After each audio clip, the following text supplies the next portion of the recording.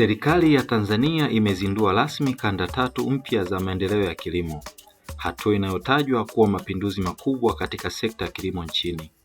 Kanda hizo mpya ni kanda kaskazini, kanda ya kati pamoja na kanda ya Mtwara, zikilenga kuongeza uzalishaji wa mazao, ajira na kukuza uchumi wa taifa kupitia kilimo cha kisasa.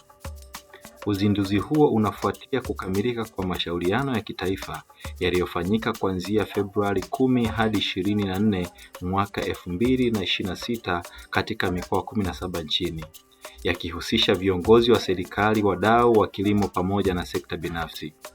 Mpango huo unasimamiwa na Taasisi ya Agricultural Growth Corridor of Tanzania kwa kushirikiana na wizara mbalimbali za serikali, ukiwa na lengo la kufikia uchumi wa kilimo wenye thamani ya dola bilioni 100 ifikapo mwaka 2050.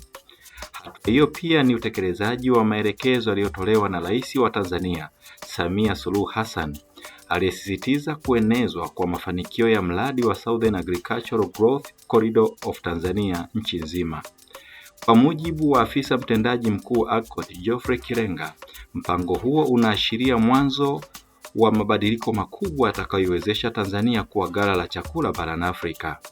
Katika utekelezaji wake, kanda ya kaskazini itaweka mkazo kwenye kilimo cha mazao ya bustani na ufugaji wa kisasa, huku kanda ya kati ikilenga kuongeza uzalishaji wa alizeti ili kupunguza uagizaji wa mafuta ya kula kutoka nje ya nchi.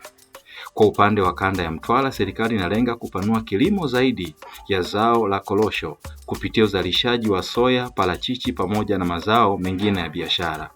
Viongozi wa mikoa mbalimbali wameeleza kuwa utekelezaji wa mpango huo unafuatiliwa kwa karibu ili kuhakikisha wananchi wananufaika moja kwa moja kupitia ajira, ongezeko la kipato na maendeleo vijijini. Mpango huu unatarajiwa kuongeza uzalishaji wa chakula, kuvutia uwekezaji mkubwa wa kilimo pamoja na kuifanya Tanzania kuwa kitovu muhimu cha usambazaji wa chakula barani Afrika.